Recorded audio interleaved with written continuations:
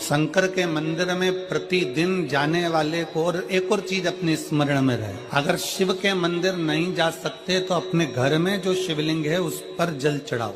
और यदि आप अपने शंकर के घर में शिवलिंग पर भी जल नहीं चढ़ा पा रहे हो तो किसी बेलपत्री का वृक्ष हो, उस वृक्ष के नीचे भी जल चढ़ाओ। और कभी कभी मौका मिल जाए, कभी भगवान शंकर की बड़ी करुणा हो जाए, भगवान शंकर की बड़ी उदारता हो जाए, भगवान शंकर की बड़ी कृपा हो जाए, बड़ी कृपा हो जाए, भगवान शंकर जिस दिन तुम्हारे ऊपर बड़ी कृपा कर दे, किसी सोमवार को 3 नियम बना लो। जिस दिन मेरा भोले बाबा तुम पर कृपा कर दे उस दिन सोमवार का एक नियम कि महीने का एक सोमवार मुझे ऐसा करना है, 3 नियम धारण करना है महीने के सोमवार को। पहला, सुबेरे जाकर शंकर भगवान को 1 लोटा जल चढ़ाना है। दूसरा, दोपहर के समय पर जाकर मुझे बेलपत्री के वृक्ष के नीचे एक चावल का दाना रखकर बेलपत्री की 7, 11, 21, 108, 51 जितनी परिक्रमा आप लगा सकते हो वो लगाना है। और तीसरा, बेलपत्री के वृक्ष के नीचे और शंकर के मंदिर के दरवाजे पर मुझे एक घी का दीपक लगाना है। बस ये 3 नियम जिसने महीने में एक बार ले लिया, समझ लो उसको पीछे हटने की जरूरत ही नहीं, वो आगे ही बढ़े। महीने के किसी एक सोमवार का ऐसा नियम बना लो कि मुझे 3 नियम धारण करना है महीने के किसी भी एक सोमवार को। हम ये नहीं कहेंगे कि तुम सोमवार 5 पढ़ रहे हैं तो 5 को करो, 4 पढ़ रहे हैं तो 4 को करो, 3 पढ़ रहे हैं तो 3 को करो। तुम तो महीने का एक सोमवार का नियम बना। और मेरी जीजियों से, मेरी बेटियों से जो विदेश में रह रही हैं, जो कहीं बाहर रह रही हैं, कहीं बड़े शहर में रह रही हैं, जो रोज मंदिर नहीं जा सकते, हर किसी महीने के एक सोमवार को भी ये नियम निर्धारण थे तो उनसे कहेंगे कि 3 महीने में एक सोमवार का नियम बना लो। 3 महीने में नहीं बना सकते तो 6 महीने में एक सोमवार का नियम बना लो। और 6 महीने में नहीं बना सकते तो 1 साल में एक सोमवार का ऐसा नियम बना लो कि मैं साल का एक सोमवार ऐसा रहूंगी कि सुबह सोमवार के दिन मंदिर में जाकर जल चढ़ाऊंगी, दोपहर में जाकर बाबा को एक अक्षत का दाना रखकर, अक्षत का मतलब है कि बाबा मेरी दिनों दिन उन्नति करना। बेलपत्री के वृक्ष के नीचे जो अक्षत रखा जाता है वो उन्नति के लिए रखा जाता है। शंकर के शिवलिंग पर जो अक्षत रखा जाता है वो रोग मुक्ति के लिए रखा जाता है। अशोक सुंदरी पर जो अक्षत रखा जाता है वो संतान प्राप्ति के लिए रखा जाता है। षडानंद कार्तिकेय की ओर जो अक्षत रखा जाता है वो हमारे बच्चों की सुख समृद्धि के लिए रखा जाता है। विनायक की ओर, गणेश जी की ओर जो अक्षत रखा जाता है वो हमारे घर में कोई मंगल कार्य आ जाए उसके लिए रखा जाता है। और जो पीठिका होती है जिसपे शिवलिंग रखा होता है, पार्वती जी का हस्तकमल, उस पर अक्षत रखा जाता है तो नारी के अखंड सौभाग्य के लिए रखा जाता है। अक्षत रखने का भी तरीका है। एक चावल का दाना कहाँ रखा जाता है, क्यों रखा जाता है, कैसे रखा। अब कई लोग कहते हैं गुरुजी ये शिव महापुराण में आप ये नियम बताते हो, तरीका बताते हो। हम तो उनसे कहेंगे डॉक्टर के पास जाओगे तो डॉक्टर भी गोली लिखकर ये नहीं कह देगा कि ये सारी गोली एक साथ खा जा।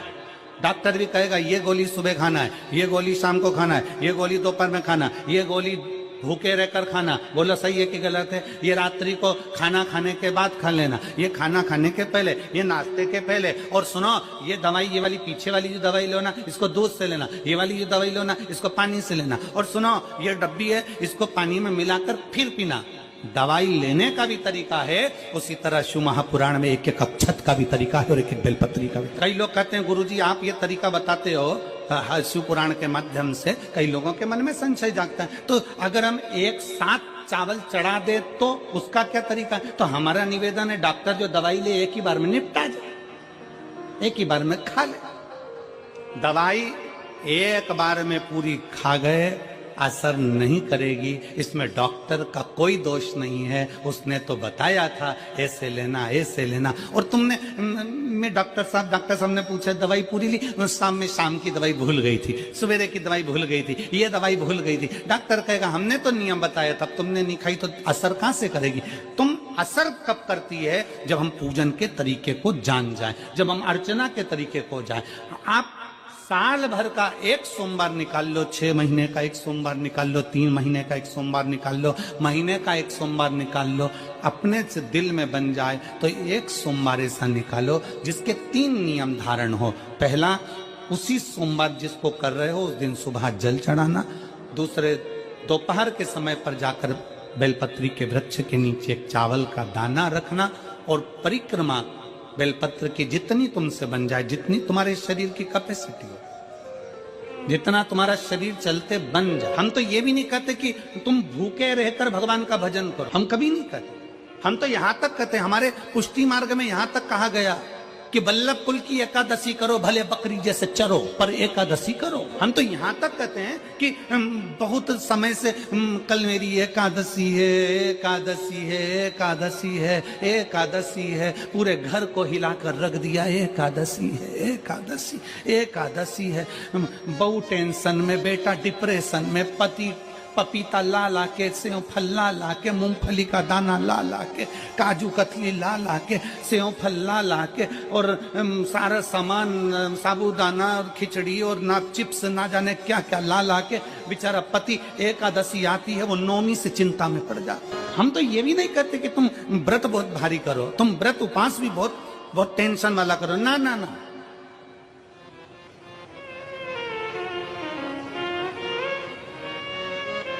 अपने को व्रत उपास भी इतना बहुत बहुत भूखे रह रहे हो, बहुत प्यासे रह रहे हो, और मालूम पड़े कि भगवान हमें मिलेगा, भगवान हमें मिलेगा।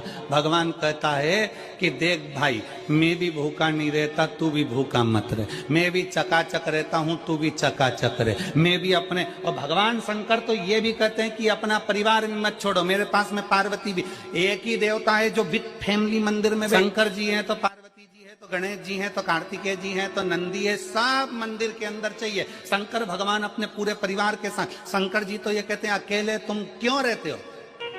शिव जी की एक बात अपने ध्यान में रखना, कितनी सुंदर बात है शंकर भगवान की, बहुत ध्यान में रखिएगा। आप जोहरी नहीं हो, हीरे को नहीं परख सकते, हम भी जोहरी नहीं है, हम हीरा को नहीं समझ। भगवान शंकर ने पृथ्वी पर जिसको जन्म दिया उसको जोहरी बनाकर पैदा किया है, उसको जोहरी बनाकर भेजा है कि आप भले हीरा को न समझो चलेगा, पर अपने नजदीक में कोई दुखी है तो उसकी पीड़ा को जरूर समझना। भगवान शंकर कहते हैं उसकी पीड़ा का, हीरा को समझो ना समझो पर पीड़ा को जरूर समझो, किसी के दर्द को जरूर समझिए, किसी के दुख को जरूर समझिए, किसी की तकलीफों को जरूर समझिए। हम भी तो अपनी जिंदगी में एक नियम बना सकते हैं कि मैं श्री शिवाय नमस्तुभ्यम का जाप करूंगी। मेरी कॉलोनी में कोई शंकर जी का मंदिर है, हम 5-10 महिलाएं प्रत्येक सोमवार को 10 मिनट बैठेंगी। शाम के समय प्रदोष काल में 6 बजे 6:30 बजे बैठेंगे, 6:45 बजे 15 मिनट बाद उठ जाएंगे, श्री शिवाय नमस्तुभ्यम का जाप करेंगे, शंकर जी को भोग लगाएंगे। अगर एक हफ्ते में 5 सोमवार पड़ते हैं तो 5 महिलाएं अपना नियम बना ले कि आज का प्रसाद थोड़ा सा, कुछ भी शक्कर, खड़ी शक्कर, कुछ भी मैं लेके आऊंगी, माँ भोग लगाएंगे, अपन 5 मिलकर श्री शिवाय नमस्तुभ्यम जपेंगे, प्रसाद बांट देंगे, अपने घर चले जाएंगे। ज्यादा ढोंग प्रपंच नहीं, दिखावा नहीं, कोई एक नियम। हमारे नजदीक में शंकर जी का मंदिर है, हफ्ते में एक बार नियम बनाएंगे, उस मंदिर में सफाई करेंगे। हफ्ते में एक बार नियम बनाएंगे, अपने नजदीक के शंकर के मंदिर को साफ करेंगे, क्लीन। एक नियम अपने अंदर बनाओ शिव के प्रति।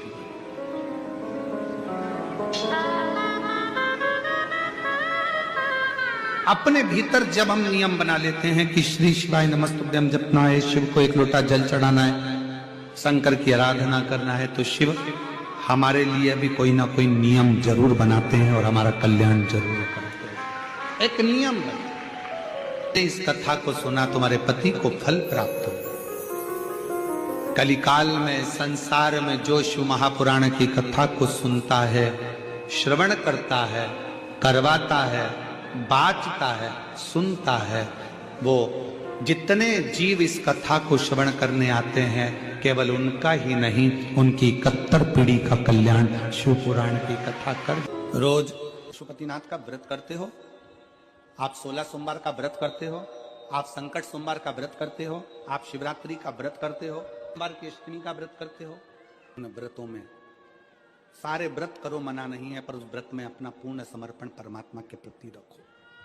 केवल खाना छोड़ा है, अन्न छोड़ा है, भोजन छोड़ा है, और दिन में सुबह से लेकर शाम तक 2-3 बार तुमने कुछ ना कुछ पाया है, वो व्रत हो सकता है आपकी दृष्टि में, पर हमारी दृष्टि में व्रत कौन सा है।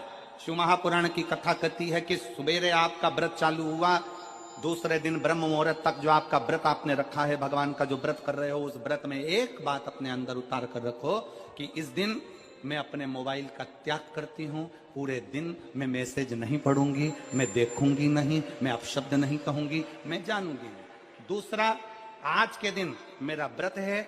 आज 1 महीने में, 15 दिन में, 2 दिन में, 20 दिन में मैंने अगर किसी से भी अपशब्द कहा होगा, आड़ा टेढ़ा कहा होगा, तो सबसे पहले आज व्रत वाले दिन मैं उसको सॉरी कहूंगी, क्षमा मांगूंगी और अपने हृदय से लगाने का प्रयास करूंगी। व्रत है। व्रत का तीसरा अंश, आज मेरा व्रत है, मैं आज के दिन किसी को भी अपशब्द नहीं बोलूंगी, किसी के लिए आड़ा टेढ़ा नहीं बोलूंगा। आज जितना बन सकेगा मैं सात्विक जीवन जीऊंगा। चौथा, आज मेरा व्रत है, आज के दिन मैं झूठ नहीं बोलूंगी, ना झूठ बोलूंगा सुबह से लेकर शाम तक। और पांचवा, आज व्रत वाला दिन है, जितना फलार मैं करूंगी उसका पैसा जोड़ूंगी कि 15 रुपए का मैंने साबुदाना खाया, 10 रुपए का बटाटा खाया, ये खाया, वो खाया, सारा हिसाब लगाकर 55, 60, 70 रुपए जितने होते हैं उसमें से एक अंश निकालकर मैं उसका एक भाग किसी गौशाला में जाकर गाय को चारा जरूर दूंगी। आपका व्रत, आपकी साधना, आपका तप, आपका बल, आप कैसा कर रहे हैं? केवल भूखे रहने पर भगवत पद की प्राप्ति नहीं होती। शिव महापुराण की कथा कहती है कि भूखे रहने से भगवान की प्राप्ति नहीं होती। शिव पुराण की कथा कहती है भगवान को पाने की भूख बढ़ाने से भगवान की प्राप्ति होती है। भीतर से परमात्मा को पाने की भूख बढ़ाइए, भगवान को पाने की भूख बढ़ाओ भीतर से। व्रत करो, मना नहीं, तप करो, मना नहीं, साधना करो, मना नहीं, पर उस तप साधना में, व्रत में परमात्मा को पाने की ललकता हो आपके भीतर, भगवान को पाने की ललकता हो आपके भीतर, भगवत पद को पाने की ललकता हो आपके भीतर, तो भगवान। हाँ, पुराण की कथा एक बड़ी सुंदर बात कहती है, व्रत आप करते हो, उपास आप करते हो,